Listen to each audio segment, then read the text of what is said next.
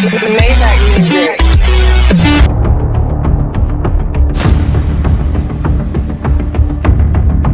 Body cam really works. So the body cam, we actually have a couple new things in our car and everything now, but this body cam specifically only activates when we press this twice. So right now it's currently on, and it will stay on until I turn it off.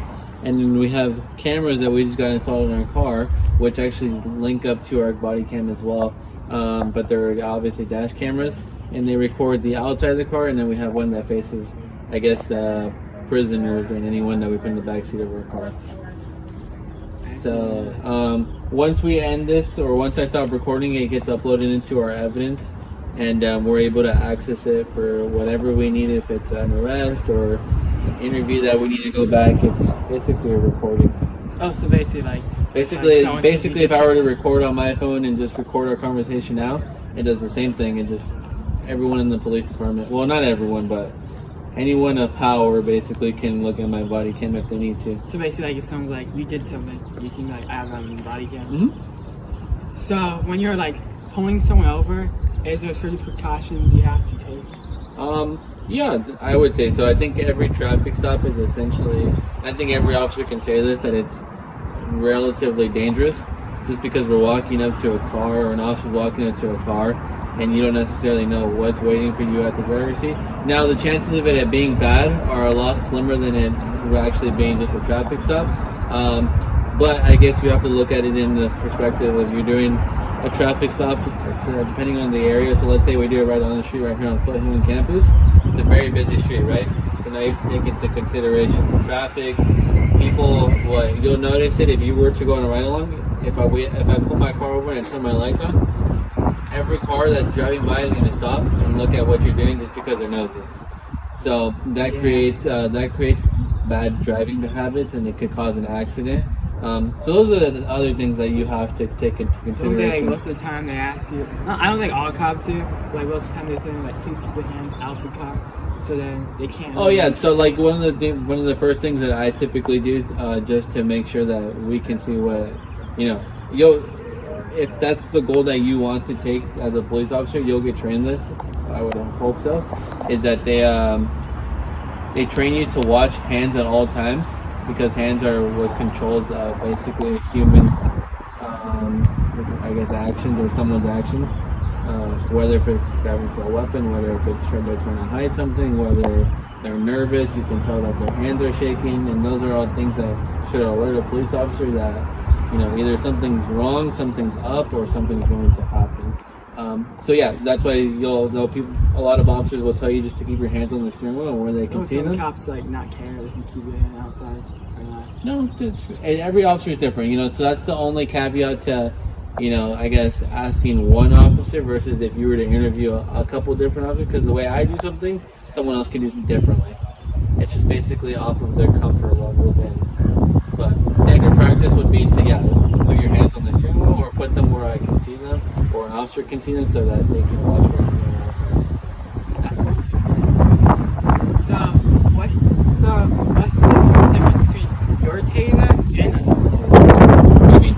Like a taser that you can carry and a taser that you have on your phone. Are you talking like one that you can order off like Amazon? Yeah. Okay. The difference, so I don't know exactly what, I'll be honest. Before the law enforcement, I had never messed with a taser, or I obviously knew what a taser was, so I can't really tell you the exact difference. But this one specifically, it has essentially 4 darts in it. So, mine here has 4 darts. It's got one here, and one here, and we basically can shoot it off 2 times. And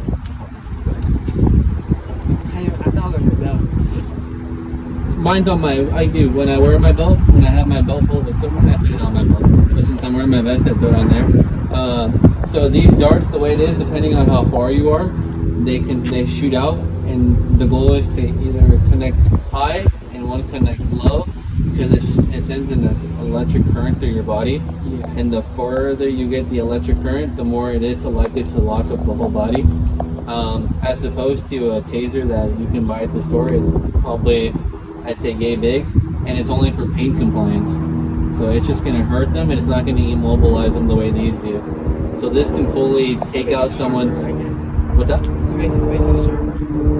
Because when you shoot it, isn't it sharp? Yeah, it's got a, I'd say like a little half-inch, like almost needle almost, and but I wouldn't say you actually feel it because you're feeling the electric currents rather than the actual needle itself.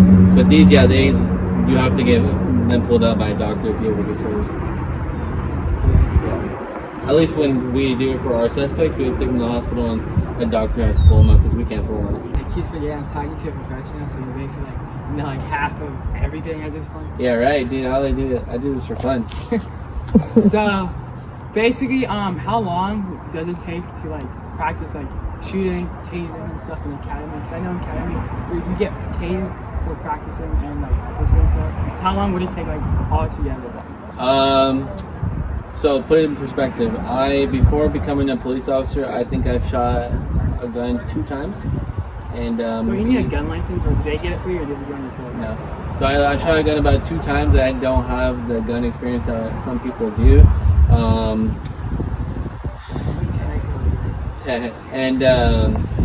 Yeah, so when you're in the academy, you have, I think it's like 2 full weeks of firearm training, and they're all 8-hour days.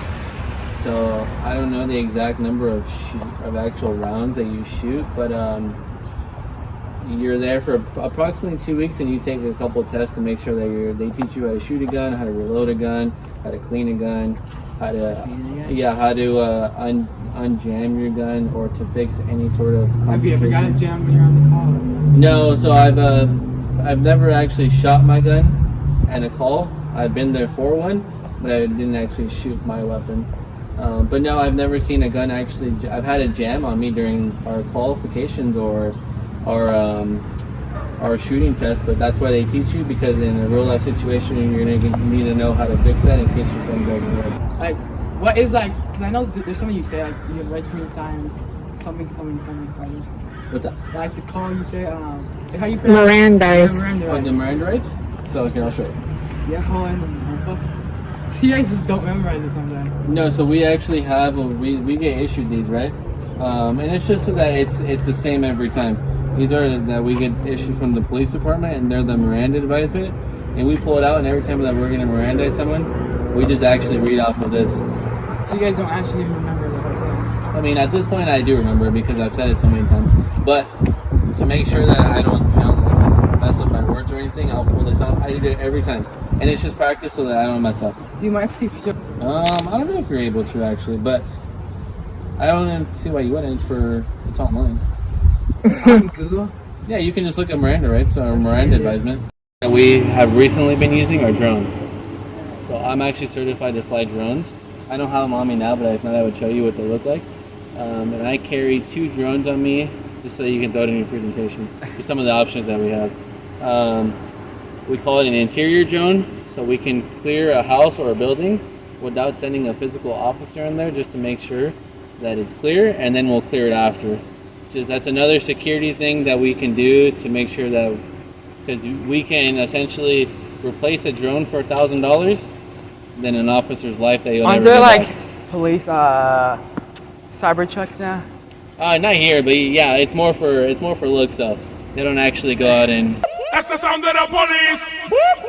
That's the sound of the beast. That's the sound of the police.